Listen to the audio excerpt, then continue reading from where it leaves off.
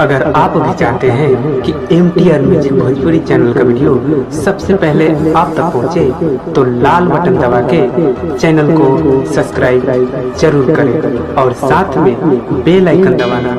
जी हाँ मेरे दोस्तों, बर्बाद सिंह बाबा यानी कि इमरान हाशमी के दरबार में आप सभी का स्वागत है। तो आइए और अपना खोल खोल कर चेकअप कराइए।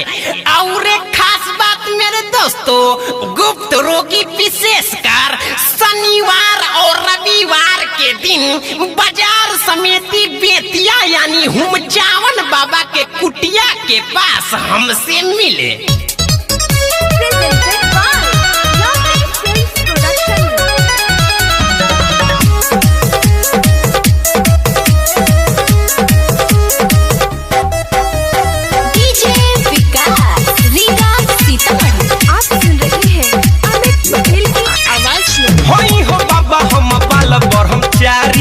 आगे से कम ज्यादा देखी ले पिछाड़ी। अरे बच्ची इधर आओ। होई हो बाबा हम बाल ब्रह्मचारी, आगे से कम ज्यादा देखी ले पिछाड़ी। कि हमरा छुआते ही भागी जाला तू। बाबा हमर गोड़ घहराता, कोमर पिराता, आ कपार टोन टोन मारता। हाँ तो इसमें चिंता की क्या बात है, हम अभी ये दूर कर दिए देते हैं। जैसे जैसे हम मंत्र पढ़ेंगे या विध करेंगे वैसे वैसे आपको करना है, ठीक है? मंत्र पढ़ना है या विध करना है? ठीक बा बाबा। हाँ तो मंत्र बोलिएगा जजमान।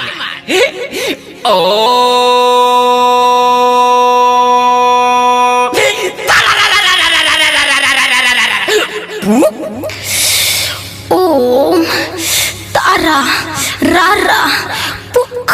हो तो याव है न ढूक कि ओम तारा रा रा रा रा रा रा रा रा रा रा पू।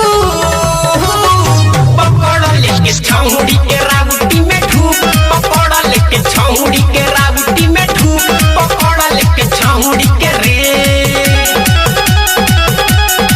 कि ओम तारा रा रा रा रा रा रा रा रा रा पू।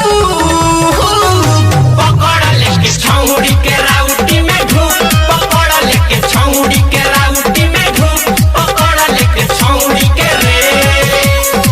अरे अरे बाबा ये का करता नहीं रोगा। अरे होटी होने चाहिए। अरे तो बिना भीतरी ढुकले कैसे होगा? चलो भीतर। गजबे के चालबा नीत सुपर मालबा। देखिए कारा के बिगड़त हमनी के हालबा। काचला सही बोले ना। आज गुरु चेला मिल के मिटावल जाई भूख। अरे बाबा राउर है चेलवा बड़ी तंग करता। अरे तो तंग करेगा तभी ना दुखवा दूर होगा। जाओ भीतर। अरे तो भीतरिया जम तो ठीक हो जाए। अरे हाँ बच्ची एकदम 100%। बोलिएगा मंत्र। कि ओम तारा रा रा रा रा रा रा रा रा रा पू। पकड़ लेके छौड़ी के रावटी में ढूक, पकड़ लेके छौड़ी के रावटी में ढूक, पकड़ लेके छौड़ी के रे। कि ओम तारा रा रा रा रा रा रा रा रा पू। पकड़ लेके छौड़ी के रावटी में ढूक, पकड़ लेके छौड़ी के रावटी में ढूक, पकड़ लेके छौड़ी के रे।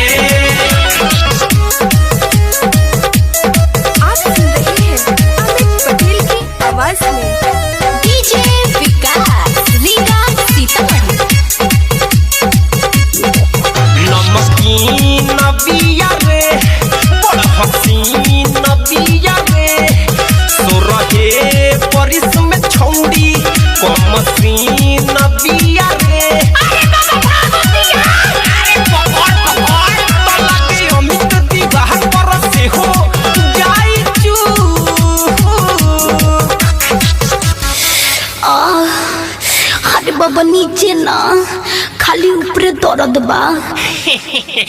अरे बच्ची ई बताओ, गोड़ में घाव होला आ मुंह में दवाई खालू तो गोड़वा के घाव ना ठीक हो जाला, तो ओ सही है जा दबाए तो नीचवा ना ठीक हो जाई। हो तो ना बोलिएगा मंत्र कि ओम तारा रा रा रा रा रा रा रा रा रा रा पू,